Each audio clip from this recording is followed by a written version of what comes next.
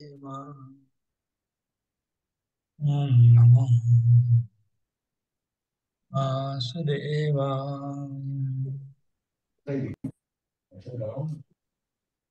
श्रीमद् गीता षष्ठ अध्याय श्लोक नंबर 33 33 नंबर श्लोक आरंभ करछि।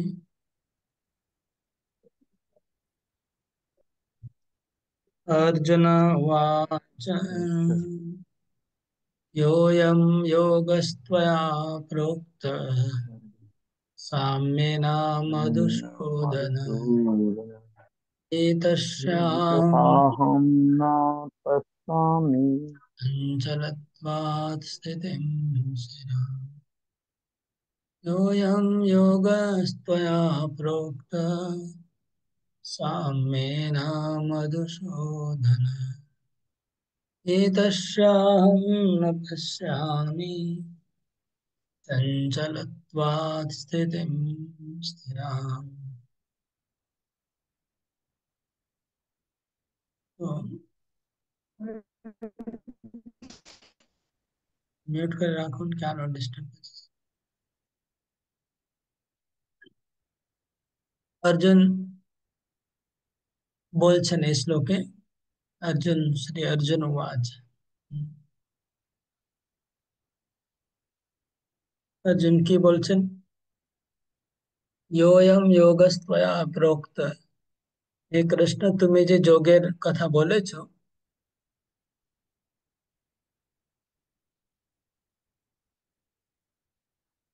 সাম্যেন মধুসূদন, সাম্য মানে মনকে নিয়ন্ত্রণ করার কথা যে তুমি বলেছো, সেটা আমি মনে করি এটা খুব অসম্ভব। এটা সম্ভব নয়, খুব ডিফিকাল্ট। কেন? চঞ্চলত্বাৎ স্থিতিম স্থিরা, আমার মন অত্যন্ত চঞ্চল।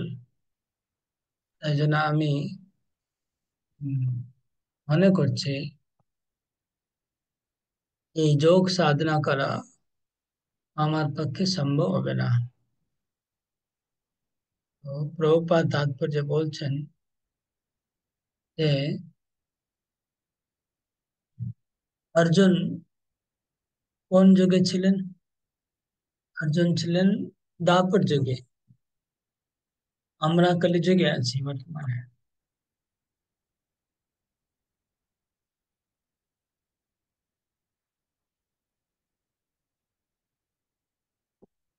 দ্বাপর যুগের মানুষ হয়েও অর্জুন বলছে যে আমি যোগ সাধনা করতে পারবো না, মন খুব চঞ্চল। প্রভুপাদ বলছেন দ্বাপর যুগের মানুষ হয়ে অর্জুন প্রত্যাখ্যান করলেন, তাহলে কলিযুগের মানুষ যোগ সাধনা কি করে করতে পারবে? এই অধ্যায়ের নাম হচ্ছে ধ্যান যোগ, হ্যাঁ, অথবা অষ্টাঙ্গ যোগ। তাহলে ধ্যান যোগ আর অষ্টাঙ্গ যোগ করা কলিযুগে সম্ভব নয়, এটা প্রভুপাদ তাৎপর্য বলছে। ধ্যান যোগ বা অষ্টাঙ্গ যোগের মধ্যে সবচাইতে গুরুত্বপূর্ণ কাজ কি? মনটাকে সংযম করা। মন দিয়ে, মুখ্য সাধনা মন দিয়ে হয় যোগ সাধনা, অন্য কোনো ইন্দ্রিয় দিয়ে কোনো কাজ হয় না। অষ্টাঙ্গ যোগে মন দিয়ে সাধনা হবে, আর মন যদি স্থির না হয় তাহলে সাধনা হবে না। তাহলে অর্জুন বলছেন যে আমার মনে হয় এই যোগ সাধনা করা সম্ভব নয়। প্রথম তো তিনি দ্বাপর যুগে ছিলেন, দ্বিতীয় হচ্ছে তিনি অর্জুন নিজেই অনেক যোগ্যতা সম্পন্ন ছিলেন। তিনি বর্ণাশ্রম ধর্ম পালন করছিলেন, তো আমাদের থেকে অনেক শ্রেষ্ঠ আহ পর্যায়ে শ্রেষ্ঠ বাতাবরণ ভালো ছিল, পরিবেশ ভালো ছিল 5,000 বছর আগে।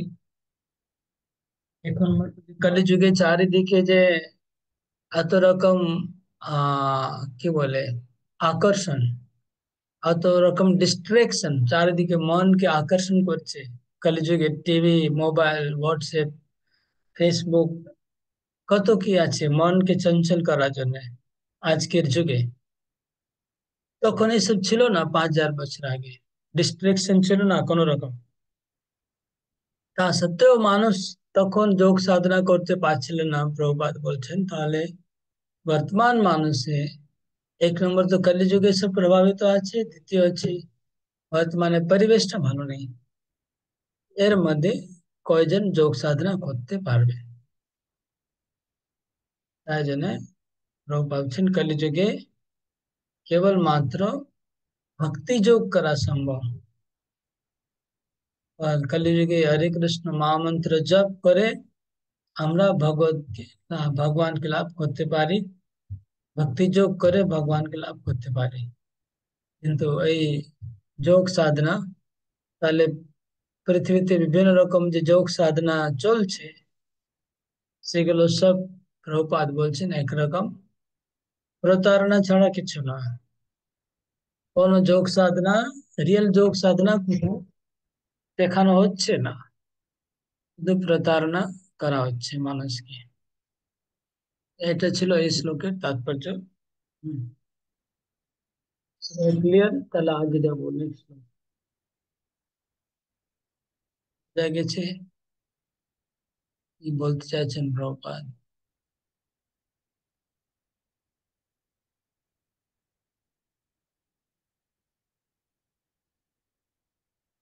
नेक्स्ट श्लोक पढ़ছে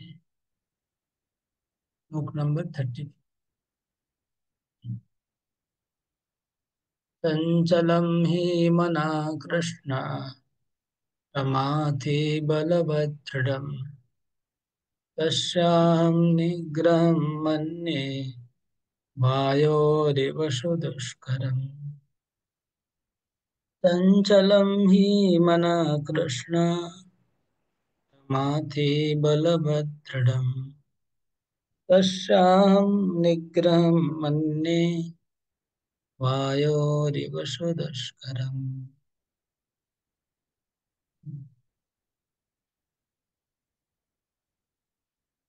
তো মানে ভগবান যেন জিজ্ঞেস করছেন অর্জুনকে যে তোমার কি প্রবলেম আছে, কেন তুমি যোগ সাধনা করতে পারবে না? তো তার উত্তরে অর্জুন এখানে বলছেন চঞ্চলম হি মনা কৃষ্ণ। হে কৃষ্ণ, মন হচ্ছে অত্যন্ত চঞ্চল। চঞ্চলম হি মনা প্রমাথি, তার উপরে মনটা হচ্ছে প্রমাথি আছে, মানে বিক্ষোভকর। আর বলবৎ, খুব বলবান। দৃঢ়, দৃঢ় মানে খুব আহ খুবই জেদ করে আর কি, দুর্দম্য। তিনি হঠ করেন, জিদ করেন, এরকম মন্ত্র। বলমা প্রমাথি বলবা দৃঢ়ম তস্যাম নিগ্রহম মন্যে বায়োরিব সুদুষ্করম। তাই আমি মনে করি মনটাকে নিয়ন্ত্রণ করা আহ, খুব কঠিন। উদাহরণ বায়োরিব, বায়ুকে যেরকম নিয়ন্ত্রণ করা খুব কঠিন, মনকেও নিয়ন্ত্রণ করা সেরকমই কঠিন। বায়োরিব সুদুষ্করম। এখন আপনি যদি হাতে মুঠোর মধ্যে যদি জল নেবেন, কতটা জল থাকবে মুঠোর মধ্যে? জলটা পড়ে যাবে না কিছুক্ষণের মধ্যে। হাতে মুঠো যদি জল ভরেন তো কিছুক্ষণ মধ্যে জল পড়ে যাবে, বেশিক্ষণ থাকবে না, জল লিক হয়ে যাবে। কিন্তু বাতাসকে যদি আপনি ধরেন, বাতাস তো এমনিতেই বেরিয়ে যাবে। বাতাসকে নিয়ন্ত্রণ করতে গেলে আহ করা যায় না।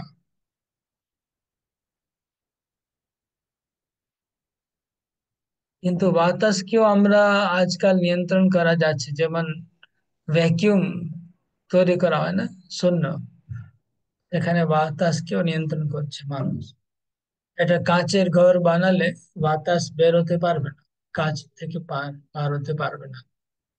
কিন্তু একটা মানুষকে যদি কাচের ঘরের মধ্যে বন্ধ করে দেওয়া হয়, তাহলে তার মনটা সে ঘর থেকে বেরোতে পারবে কিনা? হ্যাঁ? মনটা বেরিয়ে যাবে কি আটকে থাকবে? মন বেরিয়ে যাবে, তাই না? মনটাকে আটকানো যাবে না। আপনি যদি চোখটাকে বন্ধ করতে পারেন, কানকে বন্ধ করতে পারেন, নাককে বন্ধ করতে পারেন, মুখটাকে বন্ধ করতে পারেন, সব কিছু যদি বন্ধ করতে পারে, তারপরেও মনটা বেরিয়ে যেতে পারে। মনকে কোনোভাবে আটকানো যায় না। মনটা হচ্ছে আকাশের মতো, বায়ুর মতো। অর্জুন বায়ুর উদাহরণ, বায়ু তো খুব ইজিলি বোঝা যায়, এই জন্য বায়ুর উদাহরণ দিয়েছেন। কিন্তু আজকাল তো মানুষ ভালো করে জানে বায়ু মানে কি, আকাশ মানে কি।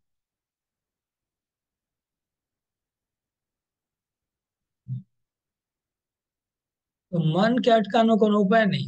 আপনি চোখটা যদি কোনো মানুষকে বলবেন যে এখানে দেখা যাবে না, তুমি ওইদিকে তাকাবে না, তাহলে তার চোখটাকে বন্ধ করে দিলে আর তাকাতে পারবে না। যদি কাউকে বলা হয় তুমি কথা শুনবে না, তাহলে তার কানটাকে বন্ধ করা যেতে পারে, আর কথা শুনতে পারবে না। কেউ বলবে যে তুমি কথা বলবে না, মৌন ব্রত করতে হবে, মৌনও করতে পারবে। কিন্তু যদি এটা বলে তোমার মনটাকে, হ্যাঁ, একটা, যদি আমরা একটা গল্প শুনেছি না, যে তুমি 5 মিনিট, আহ তুমি 5 মিনিট, আমি এখন চেঞ্জ করছি গল্পটা, আগে গল্প অন্যরকম ছিল, আর চেঞ্জ করে বলছি। 5 মিনিট, 5 মিনিট না, শুধু আমি 10 গুনছি, 10 গুনছি, এর মধ্যে আপনি একবারও মায়াপুরের কথা চিন্তা করবেন না। 1, 2, 3, 2, 3, 2, 3 বলতে বলতেই মায়াপুরের কথা চিন্তা হয়ে যাবে। আপনি ইচ্ছা করলেও এখন মনটাকে আটকাতে পারবেন না, পারবেন কি? পারবেন না। আমি যদি বলি যে মায়াপুরের চিন্তা করবেন না, বলতে বলতেই মনের মধ্যে মায়াপুর চলে গেছে। এটা হচ্ছে ব্যাপার। মনটাকে আটকানো কোনো উপায় নেই। দড়ি দিয়ে বাঁধা যাবে না মনটাকে, কোনো লোক দিয়ে লক করা যাবে না, দেওয়াল দিয়ে আটকানো যাবে না। তাই জন্য যোগ সাধনা করা ডিফিকাল্ট, কিন্তু ভক্তি যোগ করা যাবে। ভক্তি যোগের মধ্যে কি আছে? হরে কৃষ্ণ মহামন্ত্র জপ করতে হবে, এটা যে কেউ করতে পারবে। মন যেখানে যাক না কেন, জপ তো করতে পারছে মানুষ। কিন্তু যোগ সাধনায় তো সেরকম হবে না, মন ছাড়া কিছু করা যাবে না। তারপরে আপনাকে ভক্তি যোগে যদি বলতে হবে যে ভগবানকে আরতি করতে হবে, তো আরতি তো করতে পারবেন। মনটা যেখানেই যাক, কিন্তু আরতি তো করতে পারছে না। যদি বলে পরিক্রমা করতে হবে, পরিক্রমা তো হচ্ছে। হ্যাঁ, আপনাকে তো প্রসাদ খেতে হবে, প্রসাদ তো খেতে মানে, বাকি যে ভক্তির অঙ্গ আছে সেটা আমরা করতে পারছি। মনটা লাগুক বা না লাগুক, মনটা পরে লাগবে না। কিন্তু এখন তো প্র্যাকটিক্যালি আমরা একটা ভক্তির অঙ্গ অনুষ্ঠান করতে পারছি না। কিন্তু যোগ সাধনায় যতক্ষণ মন ছাড়া কোনো কোনো কিছু নেই, এই জন্য অর্জুন বলছেন যে যোগ করা কঠিন আছে। বোঝা গেল কেন যোগ সাধনা ডিফিকাল্ট? বোঝা যাচ্ছে কিনা? ভক্তি যোগ আর অষ্টাঙ্গ যোগের মধ্যে অষ্টাঙ্গ যোগ কেন ডিফিকাল্ট, বোঝা যাচ্ছে কিনা? এটা স্টার্টিং এ ডিফিকাল্ট, মানে যোগ সাধনা শুরুতে ডিফিকাল্ট, কেননা শুরুতেই মনের কাজ। কিন্তু অ্যাডভান্স লেভেলে কিন্তু যোগ সাধনা আর ভক্তি ভক্তি যোগের মধ্যেও অ্যাডভান্স লেভেলে তো আমরা মনকে নিয়ন্ত্রণ করতে লাগে। কিন্তু প্রাথমিক অবস্থায় আমরা মন নিয়ন্ত্রণ না থাকলেও ভক্তি যোগ শুরু করা যেতে পারে, করতে করতে মন নিয়ন্ত্রণ হয়ে যাবে। ওকে, তাই জন্য অর্জুন বলছেন যে মন অতি চঞ্চল, আমি এই যোগ সাধনা করতে পারবো না। এখন আহ তাৎপর্য প্রভুপাদ একটা উদাহরণ দিয়েছেন। এই কোন উপনিষদে? কঠোপনিষদ থেকে। কঠোপনিষদে এই শরীরটাকে রথের সঙ্গে তুলনা করা হয়েছে। আত্মানম রথিনম বিদ্ধি শরীরম রথম এব চ, শরীরটা হচ্ছে রথ, মানে গাড়ি মতো।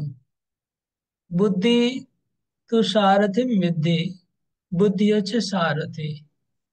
মন প্রগ্রামে এব চ, মন হচ্ছে লাগাম।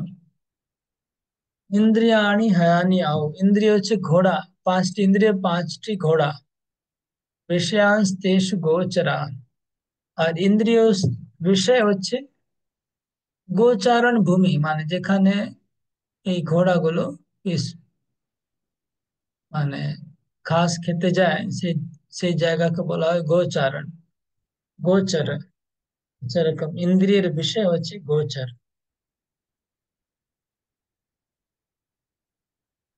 এইভাবে আমরা আত্মা এই শরীররূপী রথে আরোহণ করছে।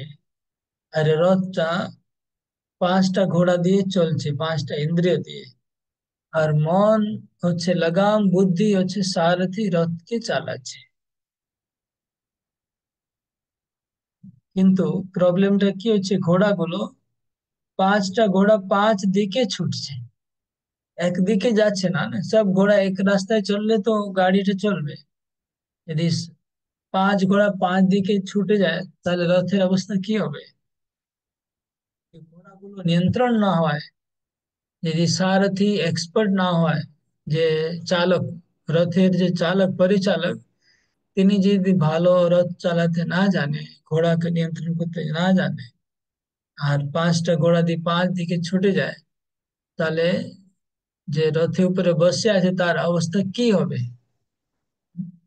সেটা একটা ছবিতে দেখানো আছে আমাদের ইসকনে। ভগবত গীতার যে ছবি আছে, ওই ছবিতে দেখানো আছে যে সেই অবস্থা কি হবে মানুষের, যদি ঘোড়া নিয়ন্ত্রণ না হয়। দেখি এখানে গীতা মধ্যে আছে, তারা দেখাচ্ছে আপনাদের ছবিটা।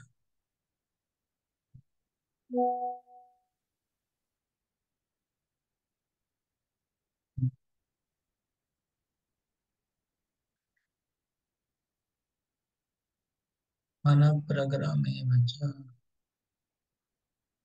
মানব রথিনম বিদ্ধি। ছবিটা নেই, সরিয়ে দিয়েছে, মানে বইটা থেকে ছবি সরিয়ে দিয়েছে, যেহেতু বই মোটা হয়ে গেছে।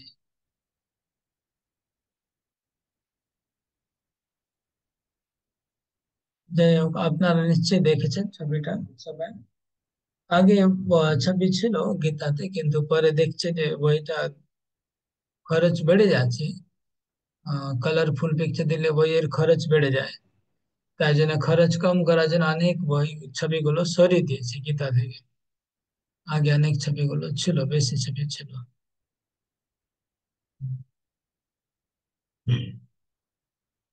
আমরা এই ছবিটা অনেক জায়গায় ইউজ করা হয়, মাইন্ড কন্ট্রোল। এখন খোঁজ করতে না, যা, মানে আপনার কল্পনা করতে পারবেন যে একটা রথ আছে, তার উপরে বুদ্ধি রথটাকে চালাচ্ছে, মন হচ্ছে লাগাম, পাঁচটা ইন্দ্রিয় আছে, পাঁচটা ঘোড়া, আর উপরে আত্মা বসে আছে রথের উপরে। আত্মা চলছে, বসে আছে রথের উপরে। আর ঘোড়াগুলো এদিকে ওদিকে যাচ্ছে, রথটা মনে হচ্ছে উল্টে যাবে। তো এই এখানে মনের লাগাম যে আছে, সেটা বুদ্ধির হাতে আছে। এই বুদ্ধি শক্তিশালী হয়, ভালো হয়, তাহলে এই রথটাকে ঠিক চালাতে পারবে। যদি বুদ্ধি ঠিক না থাকে, তাহলে চলতে পারবে না। বুদ্ধি ঠিক করতে গেলে কি করতে হবে? শাস্ত্র অধ্যয়ন, শাস্ত্র অধ্যয়ন আর সাধু গুরু থেকে জ্ঞান লাভ করলে বুদ্ধি শক্তিশালী হবে, আর রথটাকে আমরা ঠিক চালাতে পারবো। হুম। এখানে অর্জুনের একটা প্রশ্ন ছিল, এখন আমরা দেখবো ভগবান কি উত্তর দিচ্ছেন অর্জুনকে।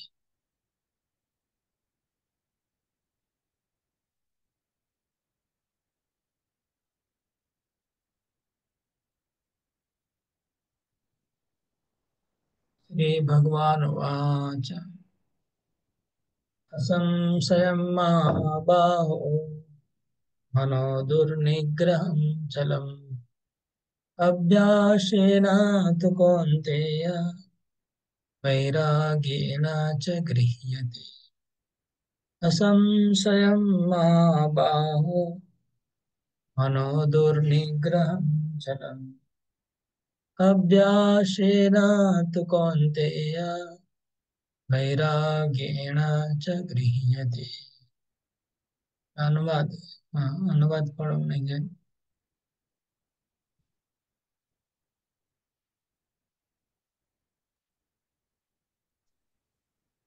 विश्वात्मा पढ़ो, अनुवाद पढ़ो, হরে विश्वात्मा। হরে কৃষ্ণ, বউ পড়ছি। হরে কৃষ্ণ। পরমেশ্বর ভগবান বললেন, হে মহাবাহু, মন যে দুর্দমনীয় ও চঞ্চল তাতে কোনো সন্দেহ নেই। কিন্তু হে কন্তেয়, ক্রমশ অভ্যাস ও বৈরাগ্যের দ্বারা মনকে বশীভূত করা যায়। ওকে, তো যখন অর্জুন বলছেন যে মন খুব চঞ্চল, তো ভগবান অর্জুনের কথাটাকে প্রত্যাখ্যান করছে না, অর্জুনের সঙ্গে তর্ক করছে না ভগবান। ভগবান বলছেন তুমি ঠিক বলছো। হ্যাঁ, তুমি ঠিক বলছো, মন যে চঞ্চল সেটা আমি স্বীকার করছি। এটা আমাদের শেখা উচিত। আমরা যখন কোনো কোনো লোক প্রশ্ন করে, তখন আমরা প্রথমেই তার প্রশ্নটা কেটে দিই, না এটা তুমি ভুল বলছো। না, আমাদের তো না দিয়ে শুরু হয়। আমি দেখেছি অনেক ভক্ত কথা বলে আগে না বলে প্রথমে, না এটা নয়। কিন্তু ভগবান না দিয়ে শুরু করেননি, ভগবান হ্যাঁ দিয়ে শুরু করেছে। হ্যাঁ, তোমার কথা ঠিক আছে। মন চঞ্চল, অসংশয় মানে মানে কোনো সন্দেহ নেই, তুমি যেটা বলছো এতে কোনো সন্দেহ নেই, তোমার কথা ঠিক আছে। কিন্তু এই চঞ্চল মন এত চঞ্চল থাকা সত্ত্বেও তাকেও নিয়ন্ত্রণ করা যায়, অসম্ভব নয়। মন চঞ্চল সেটা ভগবান বলছে আমি স্বীকার করছি, কিন্তু এটাকে যে নিয়ন্ত্রণ করা যাবে না সেটা কিন্তু আমি স্বীকার করছি না সেটা। তার জন্য কি করতে হবে? দুটো কথা বললেন, अभ्यास और वैराग्य। अभ्यासेन तो कौन्तेय वैराग्येण, अभ्यासेन एंड वैराग्येण, এই দুটা কাজের দ্বারা মনটাকে নিয়ন্ত্রণ করা সম্ভব, অভ্যাসের দ্বারা এবং বৈরাগ্যের দ্বারা। তাহলে অভ্যাস মানে কি আর বৈরাগ্য মানে কি, এটাই আমাদের এখন বুঝতে হবে। দুটো জিনিস কি যার মাধ্যমে মনকেও নিয়ন্ত্রণ করা যেতে পারে।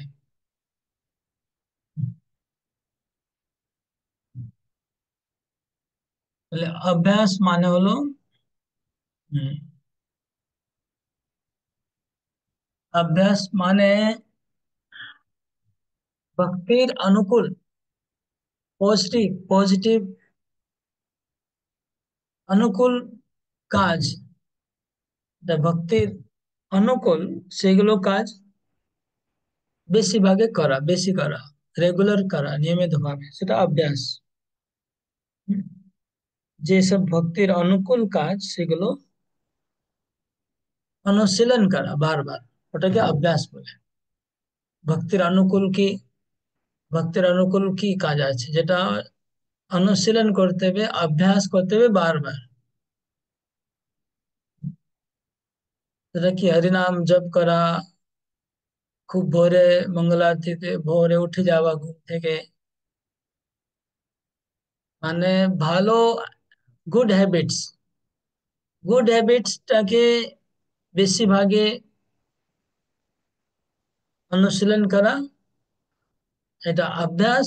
আর ব্যাড হ্যাবিটসটাকে পরিত্যাগ করা, এটা হচ্ছে বৈরাগ্য। তাহলে অভ্যাস মানে আর্লি মর্নিং ঘুম থেকে খুব ভোরে উঠে যাওয়া, চান করে মঙ্গলারতি করা, হরিনাম জপ করা, 16 মালা জপ করা, ভগবানের सेवा पूजा करा, भगवत गीता भागवतम पाठ करा, ভগবানকে ভোগ লাগে, প্রসাদ পাওয়া, এটা হচ্ছে সব অভ্যাস মনটাকে নিয়ন্ত্রণ করার জন্য। মানে গুড হ্যাবিটস হচ্ছে অভ্যাস। আর বৈরাগ্য, বৈরাগ্য মানে ব্যাড হ্যাবিটস, খারাপ জিনিস, ভক্তির প্রতিকূল জিনিস ত্যাগ করা। যেমন নেশা বর্জন করা, জুয়া ইত্যাদি বর্জন করা, অবৈধ সঙ্গ বর্জন করা, মাংসাহার বর্জন করা, এগুলো প্লাস আহ খারাপ অসৎ সঙ্গ ত্যাগ, খারাপ সঙ্গ যাদের সঙ্গ করলে আমার ভক্তি ডাউন হবে সেই সব সঙ্গ পরিত্যাগ করা, এটা হচ্ছে বৈরাগ্য। আর যার সঙ্গে সঙ্গ করলে আমার ভক্তি বর্ধন হবে আর সঙ্গ করা, এটা হচ্ছে অভ্যাস। তাহলে অভ্যাস আর বৈরাগ্য ভগবান বলছেন দুটা মাধ্যমে আমরা মনটাকে ধীরে ধীরে জয় করতে পারবো। তাহলে মন নিয়ন্ত্রণ মধ্যে চলে আসবে, কিন্তু আমাদের ভালো জিনিসটা বেশি করে অ্যাডপ্ট করতে হবে, প্র্যাকটিস করতে হবে, আর খারাপ জিনিসটা ত্যাগ করতে হবে, তখনই মন নিয়ন্ত্রণ হবে। মন হচ্ছে অভ্যাসের দাস, তাই না? বাংলা বলে মানুষ অভ্যাসের দাস, মানুষ অভ্যাসের দাস বাংলায় বলে, কিন্তু মানুষ না, অ্যাকচুয়ালি মন। মন হচ্ছে অভ্যাসের দাস। মনকে আপনি যেই অভ্যাসটা ধরিয়ে দেবেন, মনটা ওই অভ্যাস কোনোদিন ছাড়তে পারবে না। যেরকম কোনো চা খাবার নেশা লেগে গেছে, তো নেশা কখনো ছাড়তে পারছে না। যার বিড়ি নেশা, তো বিড়ি ছাড়তে, সিগারেট নেশা, মনটাকে যে জিনিসটা ধরে দেবে সেটা নেশার মতো লেগে যায়। ঠিক সেরকম যদি ভক্তির অভ্যাস ধরে দেওয়া হয়, তো ভক্তি ও মন ছাড়তে পারবে না। যে ভোরে ওঠার অভ্যাস হয়ে যায়, মানুষ যার অভ্যাস হয়ে গেছে, বছরে বছর ভোরে উঠছে, কোনো অসুবিধা হচ্ছে না। জব করার অভ্যাস হয়ে গেছে, এখন জব জব করতে পারছে, আগে অসুবিধা হচ্ছিল।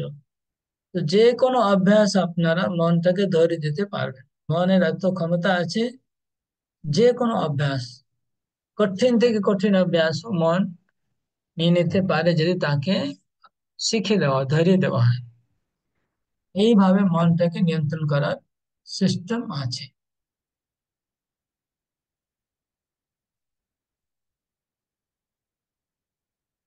অসম্ভব কাজ সম্ভব হয়ে যায় যদি অভ্যাসের দ্বারা। যেমন একটা, আপনারা ছোটবেলা, যদি কারো মনে আছে, যখন আমরা প্রথম ব্যায়াম করা শুরু করি, এক্সারসাইজ করা শুরু করি, তখন দণ্ড বৈঠক করতে হয়। তো প্রথম দিনে 5টা দণ্ড বৈঠক করলেই মানুষের মানে পুরো শরীর ব্যথা হয়ে যায়, মানে মা গো বাপ গো শুরু হয়ে যাবে, বাবা গো মা গো, একদিনে পাঁচটা করলেই। কিন্তু সেই 5টা করার পরে ডেলি 5টা, 10টা, 15টা, কিছুদিনের মধ্যে 50টা করে ফেলছে। এবার 50টা দণ্ড বৈঠক করলে কিচ্ছু হচ্ছে না, আরাম, হাসি খুশি হয়ে যাচ্ছে। যেখানে 5টা হচ্ছিল না, সেখানে 50টা হয়ে যাচ্ছে। কি করে সম্ভব হলো? অভ্যাস। যে না, অভ্যাস এত শক্তিশালী জিনিস আছে, মনটাকে যে কোনো অভ্যাস করানো যেতে পারে। ভালো অভ্যাস করানো যেতে পারে, খারাপ অভ্যাস হতে পারে। এই জন্য ভগবান এটা বললেন, মনটাকে নিয়ন্ত্রণ করা এই শ্রেষ্ঠ উপায় হচ্ছে অভ্যাস।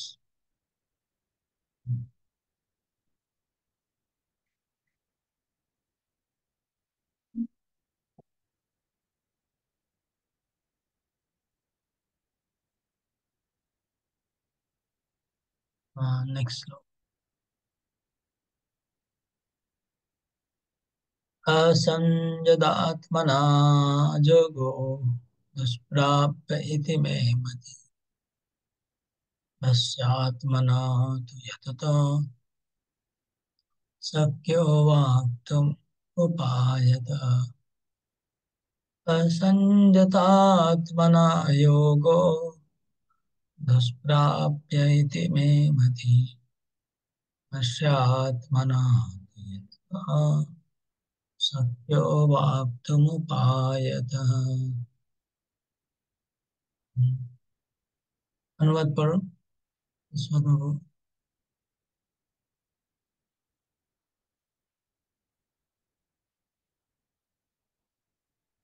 चलो अन्य क्यों पढ़ो, तपस्विनी माता ही पढ़ो अनुवाद। হরে কৃষ্ণ প্রভু পড়ছি।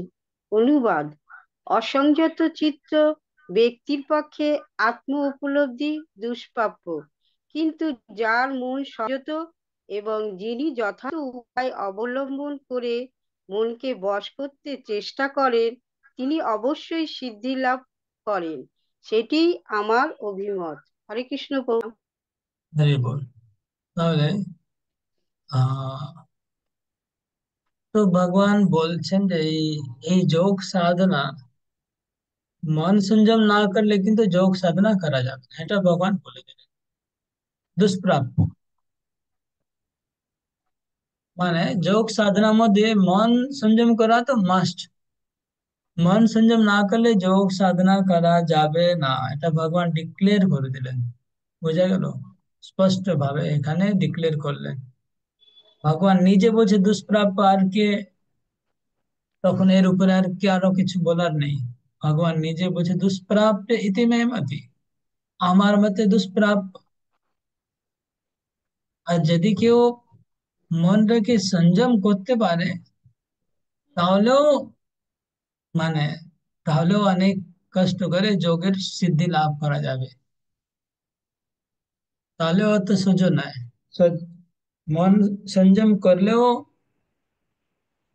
করার পরেও আরো অনেক কিছু বাধা আসে। আর যার সংযম নেই তার পক্ষে তো অলমোস্ট ইম্পসিবল, সম্ভবই নয়। তো এটা যোগ সাধনার এটা প্রবলেম। কিন্তু ভক্তি যোগে এরকম ব্যাপার নেই। ভক্তি যোগের ব্যাপার নিয়মটা আলাদা টোটালি, সেখানে আমরা পরে দেখবো। ভক্তি যোগে তো ভগবান এরকম বলেন নেই কখনো যে আসলে ভগবান কি বলছেন যে দেবী এষা গুণময়ী মম মায়া দুরত্য, আমার মায়া অতিক্রম করা অত্যন্ত কঠিন, কিন্তু মামেব প্রপদ্যন্তে মায়া মেতাম তরন্তে। যদি কেউ আমার শরণাগত হয় তিনি মায়াকে অতিক্রম করতে পারবে। কিন্তু এখানে ভগবান স্পষ্ট বললেন যদি কেউ মন সংযম না করতে পারে তাহলে যোগে কখনো সফল লাভ করতে পারবে না। এটা শুনে অর্জুনের মধ্যে বড় প্রশ্ন চলে এসছে। কি প্রশ্ন এসছে? আগে প্রশ্ন জিজ্ঞেস করছেন অর্জুন। বড় প্রশ্ন এসছে, প্রশ্ন হচ্ছে যদি, তাহলে আপনি বলছেন যদি মন সংযম না করলে কখনো যোগ সিদ্ধি হবে না, আর সংযম করলেও এত ইজি নেই, সংযম করার পরেও অনেক আরো বাধা আসছে। তাহলে প্রশ্ন আসছে অর্জুনের মধ্যে খুব স্বাভাবিক, সেটা হচ্ছে তাহলে যে লোকেরা যারা যোগ সাধনা করতে গেছে কিন্তু যোগ সাধনাতে সফল হচ্ছে না কোনো কারণে, অসফল হয়ে যাচ্ছে যোগ সাধনা করতে করতে, তাদের গতি কি হবে? অসফল দুই রকম হতে পারে। একটা হচ্ছে যোগ সাধনা করতে করতে ফল ডাউন হয়ে গেল, তার কি হবে? আর একটা হচ্ছে যোগ সাধনা করছে কিন্তু করতে করতে তার জীবন আয়ু সমাপ্ত হয়ে গেল। যোগ সাধনা করতে করতে আয়ু শেষ, মৃত্যু চলে আসে, ইনকমপ্লিট অবস্থায় মৃত্যু হয়ে যাবে, তার কি গতি হবে? আর যোগ সাধনা করতে যার মন চঞ্চল হয়ে গেছে, হ্যাঁ, মন চঞ্চল হয়ে গেছে, ভালো করে সাধনা করতেই পারছে না, তার কি গতি হবে যদি মৃত্যু হয়ে যায় এর অবস্থায়, অপক্ক অবস্থায়? এই প্রশ্নটা অর্জুনের মধ্যে আসছে। স্বাভাবিক এই প্রশ্নই আসবে যে কেউ যদি সিরিয়াসলি কেউ শ্রবণ করে, সিরিয়াসলি কেউ যদি চিন্তা করে ভগবান যেটা বলছে, তাহলে এই প্রশ্ন স্বাভাবিক মনে আসবে। তাহলে যারা কমপ্লিট করতে পারছে না তাদের কি হবে? মন যাদের সংযম নেই তাদের কি হবে? কেন মন যতক্ষণ সংযম হচ্ছে না ততক্ষণ সিদ্ধির কোনো প্রশ্নই নেই, ভগবান বলে দিয়েছে। তাহলে তাদের গতি কি হবে?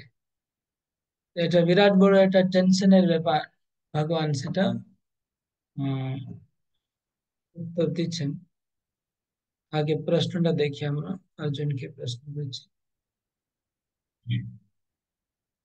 अर्जुन उवाच आयति श्रद्धयोपेतो योगाच्चलितमानस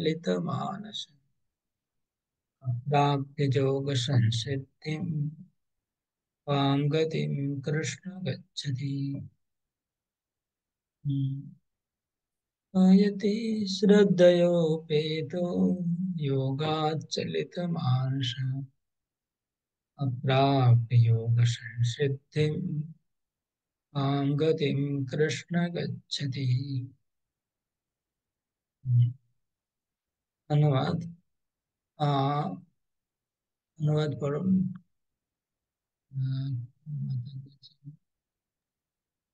পড়বো। पढ़ो। অনুবাদ।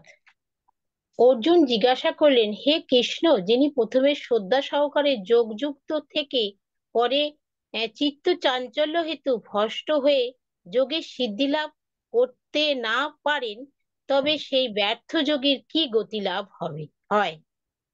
হরে কৃষ্ণ, বহু প্রণাম। हरे कृष्ण। तात्पर्य पढ़ो। বলুন। ভগবদ গীতাতে আত্ম উপলব্ধির পন্থা বা যোগের কথা বর্ণনা করা হয়েছে।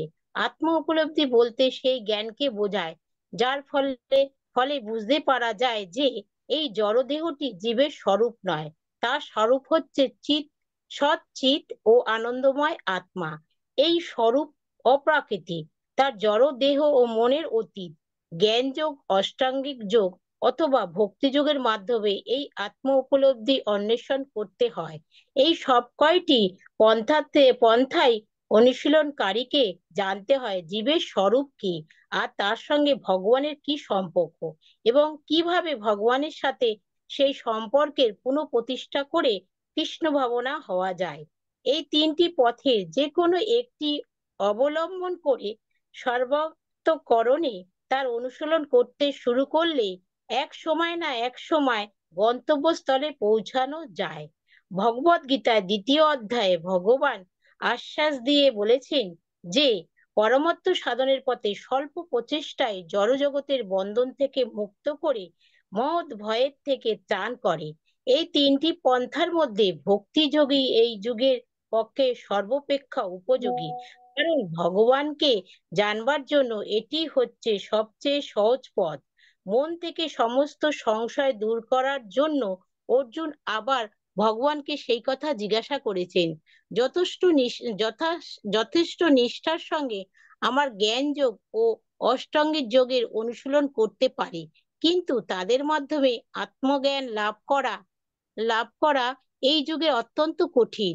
তাই ঐকান্তিক চেষ্টা থাকলেও সিদ্ধি লাভ না হতেও পারে। নানা কারণে তার পদস্খলন হতে পারে। সর্বপ্রথমে কেউ হয়তো যথেষ্ট গুরুত্বের সঙ্গে পন্থাটি অনুশীলন নাও করতে পারে। পরমার্থ সাধনের ব্রতী হওয়ার মায়ার বিরুদ্ধে যুদ্ধ ঘোষণা করার সামিল। অতএব কেউ যখন জড়বন্ধন থেকে মুক্ত হওয়ার চেষ্টা করে, তখন মায়া বা জড় প্রকৃতি তাকে নানাভাবে প্রলোভিত করে বিপদগামী করার চেষ্টা করে। বদ্ধ জীব এমনিতেই জড়া প্রকৃতির গুণের দ্বারা মুগ্ধ হয়ে আছে। তাই পরমাত্ম সাধন করার সময় পুনরায় আচ্ছন্ন হয়ে পড়ার সম্ভাবনা থাকে। এর থেকে বলা হয় যোগাচলিতমানস, যোগের পথ থেকে ভ্রষ্ট হয়ে পড়া। এইভাবে যোগভ্রষ্ট হয়ে পড়লে তার পরিণামে কি হয় জানতে অর্জুন উৎসুক। হরে কৃষ্ণ, বহু প্রণাম।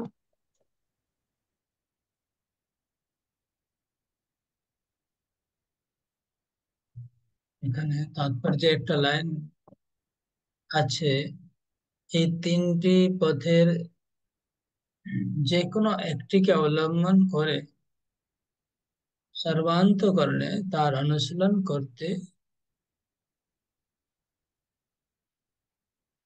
করলে এক সময় না এক সময় গন্তব্যস্থলে পৌঁছানো যায়। বলছেন এই তিনটার মধ্যে যে কোনো একটিকে, তিনটা মানে কোনটা তিনটা? জ্ঞান যোগ, ধ্যান যোগ অথবা ভক্তি যোগ। এই তিনটা, জ্ঞান যোগ, ধ্যান যোগ অথবা ভক্তি যোগ, যে যে কোনো একটাকেই প্রভুপাদ বলছেন অবলম্বন করে যদি কেউ অনুশীলন শুরু করে, তাহলে এক না একদিন অবশ্যই গন্তব্যস্থলে পৌঁছাতে পারে। এই পয়েন্টটা দেখবেন। প্রভুপাদ এটা বলছিল শুধুমাত্র ভক্তি যোগেই হবে, তিনটাই বলছেন এখানে। কিন্তু পরবর্তীকালে প্রভুপাদ বলছেন ভক্তি যোগ তো সহজ এই কলিযুগে, কলিযুগের জন্য সহজ। অন্য যোগ কঠিন এই যুগে, এই পয়েন্টটা। তারপরে যেটা আগে আমরা আলোচনা করলাম, যদি কেউ মন সংযম করেও নিতে পারে, তারপরেও যে সফল হবে তার কোনো গ্যারান্টি নেই। কেন? তার কারণ প্রভুপাদ এখানে বলছেন যে একান্তিক চেষ্টা থাকলেও সিদ্ধি লাভ না হতে পারে, কারণ নানা কারণে তার পদস্খলন হবে। হ্যাঁ, তার প্রথম কারণ বলছেন, সর্বপ্রথম কারণ হচ্ছে যথেষ্ট গুরুত্বের সঙ্গে পন্থাটি অনুশীলন না করতে পারে। কেউ এই ভক্তি পথে বা যোগ সাধনায় চলে এসছে, কিন্তু যথেষ্ট গুরুত্বপূর্ণ ভাবে করছে না, মানে সিরিয়াসলি করছে না। প্রথম কারণ হচ্ছে কেউ ওটাকে ভক্তি যোগ বা ভক্তি করছে খুব কিভাবে, একদম হালকা ভাবে নিচ্ছে, ইজি ভাবে নিচ্ছে, সিরিয়াসলি নিচ্ছে না। প্রথম কারণ প্রপাত বলছে, হয়তো এই জন্য তার পতন হতে পারে, যেহেতু সিরিয়াসলি করছে না সে। আর কি বলছেন, আর পরমার্থ সাধনে ব্রতী ভাবনা মায়ার বিরুদ্ধে যুদ্ধ ঘোষণা করা। যেদিন থেকে আমরা ভক্তি পথে এসছি বা ভক্তি শুরু করছি, সেই দিন থেকে মায়ার বিরুদ্ধে আমাদের সংঘর্ষ, লড়াই শুরু হয়ে যাচ্ছে। মায়া বিভিন্ন রকম প্রলোভন ফেলতে থাকবে, মানে ভক্তি থেকে আমাদেরকে সরিয়ে দেওয়ার জন্য বিভিন্ন রকম বাধা বিপত্তি আসবে। এইসব বাধা বিপত্তি অতিক্রম করে পেরিয়ে যাওয়া খুব কঠিন, এত সোজা নয়। এই জন্য মানুষ যে কোনো ভাবে উম, বিপদগামী হতে পারে। তো তার কি অবস্থা হবে? যদি কেউ বিপদগামী হয়ে যায় তার কি হবে, এই প্রশ্ন অর্জুন করেছেন। শ্লোক নম্বর 38। কচ্চিনো ভয় বিভ্রষ্টো ছিন্নাভ্রমিব নশ্যতি अप्रतिष्ठो महाबाहो विमूढ़ो ब्रह्मण अधि वच्चिन्नो भयविभ्रष्टश्चिन्नाभ्रमिव नश्यति अप्रतिष्ठो महाबाहो विमूढ़ो ब्रह्मण पथि।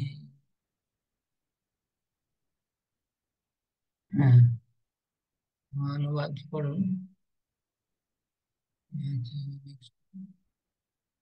स्वप्ना राय माथाई अनुवाद पढ़ুন।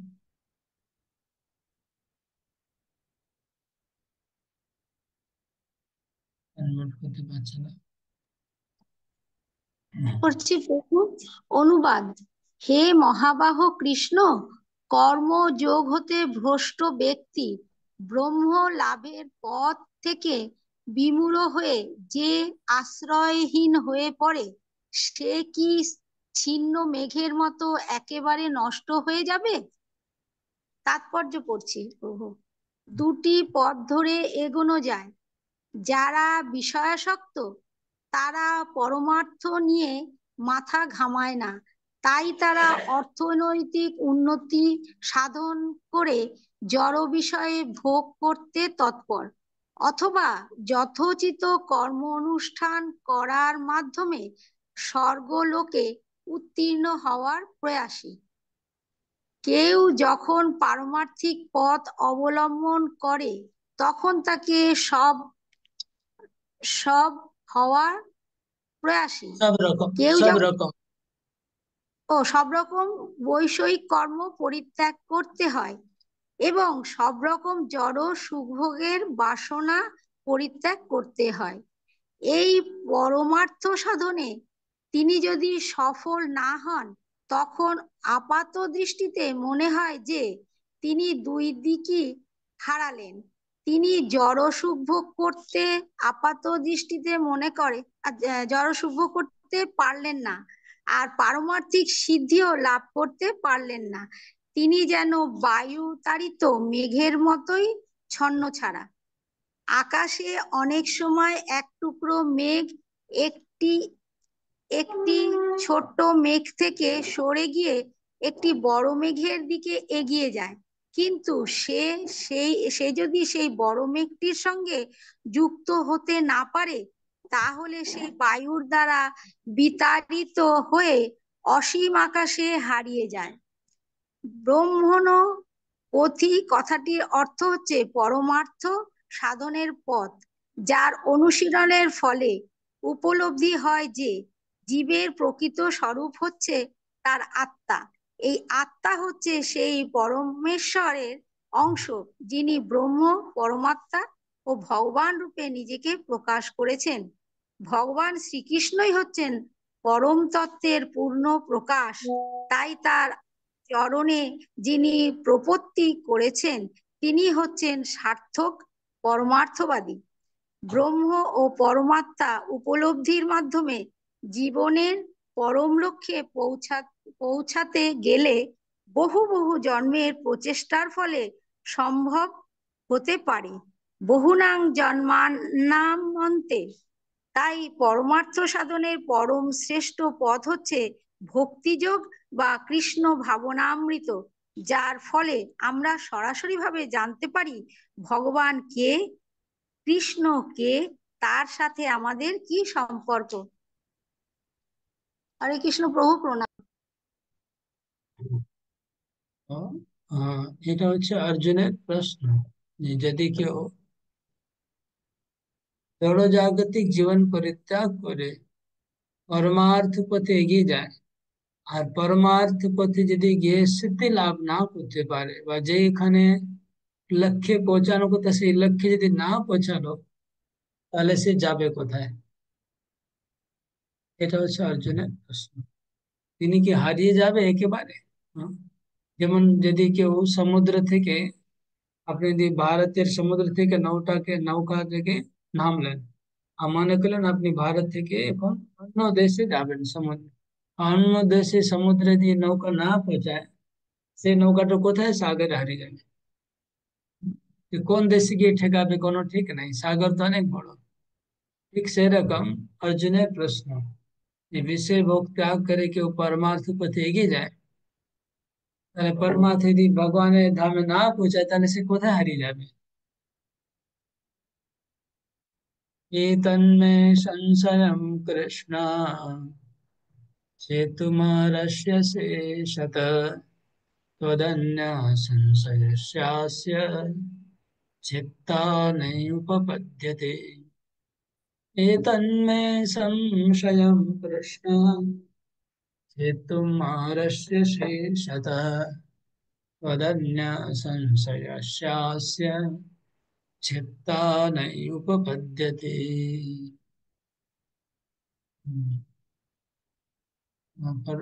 के पढ़े जगत मानी माधवी अनुवाद।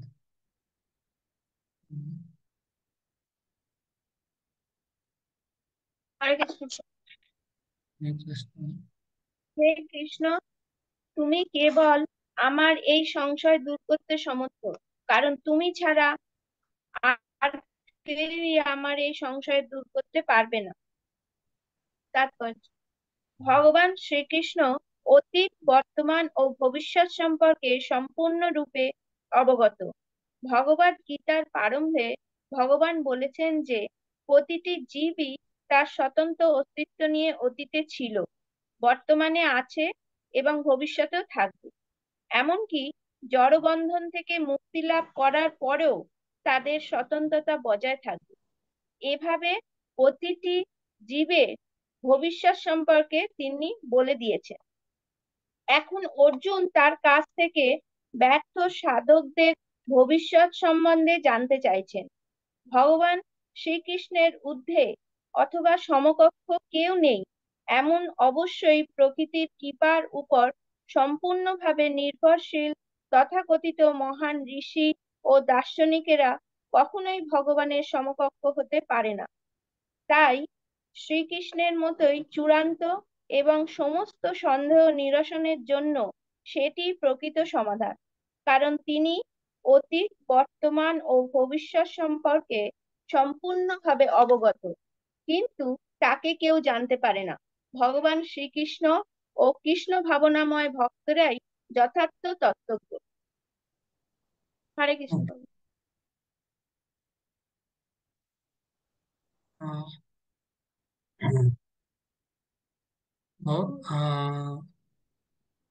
এই এই প্রশ্নটা খুব সিরিয়াস প্রশ্ন অর্জুনের, যে একজন সাধক যিনি ভগবানকে প্রাপ্ত হওয়ার চেষ্টা করছে, তিনি যদি সিদ্ধি লাভ না করতে পারে তাহলে যাবে কোথায় সে? তাই জন্য অর্জুন বলছে যে তুমি ছাড়া আমার এই সংশয় আর কে দূর করতে পারে? কেউ দূর করতে পারবে না, একমাত্র তুমি সংশয় দূর করতে পারবে। যদি কোনো দার্শনিক, জ্ঞানী বা যে কোনো লোক এই প্রশ্নের উত্তর দিতে পারে, কিন্তু ভগবান থেকে ভালো অথেন্টিক উত্তর কার হতে পারে? আলটিমেটলি আলটিমেট ডিসিশন তো ভগবানই নেবে না।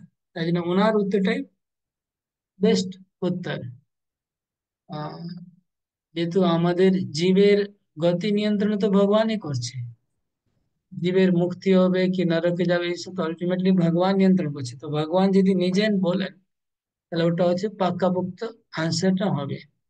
তাই জন্য অর্জুন এখানে বলছে তদন্য সংশয়স্য চেতনায় পদ্ধতি, আমার এই সংশয় তুমি ছাড়া আর কেউ দূর করতে পারবে না।